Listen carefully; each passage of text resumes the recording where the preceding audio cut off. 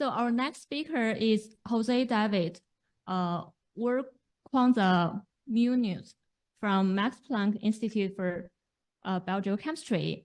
And the title of the talk is Increased Occurrence of Windthrows Across the Amazon Basin Since 1985. Okay, thanks for the introduction. Hello, everyone. I'm glad to stay here to share the second chapter of my thesis entitled Increased Occurrence of Windthrows Across the Amazon Basin. So, as a summary of this research, the main findings was the creation of the first windthrow inventory database for all the Amazon Basin. We also detect and identify the hotspot area of windthrow in the Amazon Basin, and we explore some evidence that this hotspot is shifting over time. And the third important message in this research was the increment of windthrow across the Amazon Basin from the 80s to the 2020. So to develop each of these points, we will see that the first version of the windthrow inventory database contains at least 1,300 windthrows greater than 30 hectares in only 8 years. So this is the spatial distribution of all our windthrows inventory across the Amazon Basin. And for every single event, we create a catalog. So this catalog contains information about the severity distribution, the dispersion of the disturbance over the area, and of course, the size of the windthrow. And related to the size, now we know that the mean size of the windthrow across the Amazon Basin, it's at least 170 hectares, and the maximum size detected was around 1,800 hectares. So just to provide a better idea about how big it's a windthrow, here you have some comparison between some cities that I know, Jena in Germany, and the black area, it's the area that was affected by windthrow. Iquitos, it's my hometown. It's the middle of the city, the size, and of course we are in San Francisco, and this is a comparison where we are now. So about the hotspots, as you can see in this picture, the windthrows are located mainly in the central Amazon and northwestern Amazon, in areas above 0.4 of density occupy 9% of the total Amazon Basin.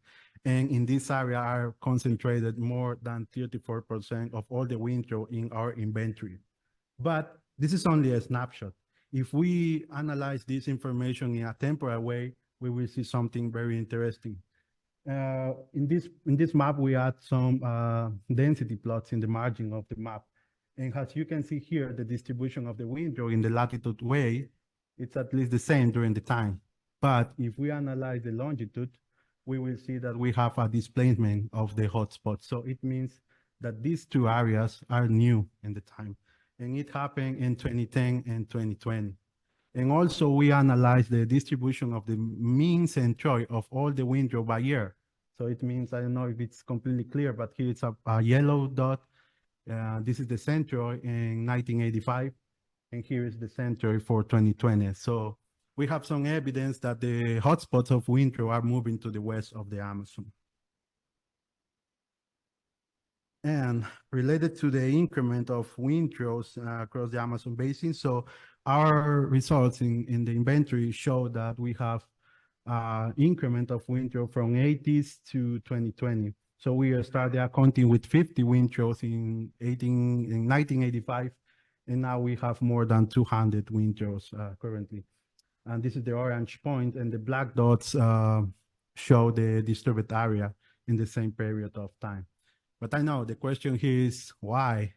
And we explored different possible reasons for this increment, and based in previous study, we see that the cape have a relation with the increment of windthrow, but it's not the mean cape, so no, it's the top percentile of the cape. In this case, it was the top 95 percentile, so it means the extreme values of cape.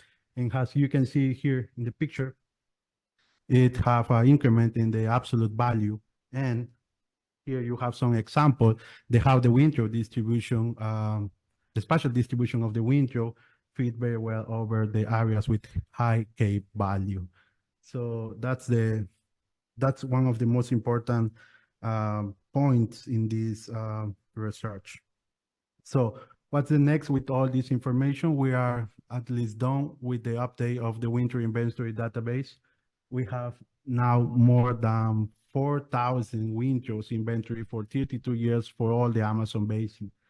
And we are using all this information to try to explore the resilience of the forest after this kind of event. So here you can see the pre-disturbance values. This is when the winter occurred, and as you can see, the change in terms of this is an example only with vegetation indexes. You can see a big change and the response of the reflectance after this kind of events.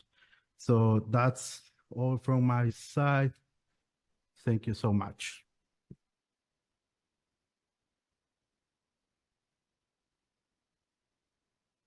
Thank you, Jose, for the great talk. Now we have time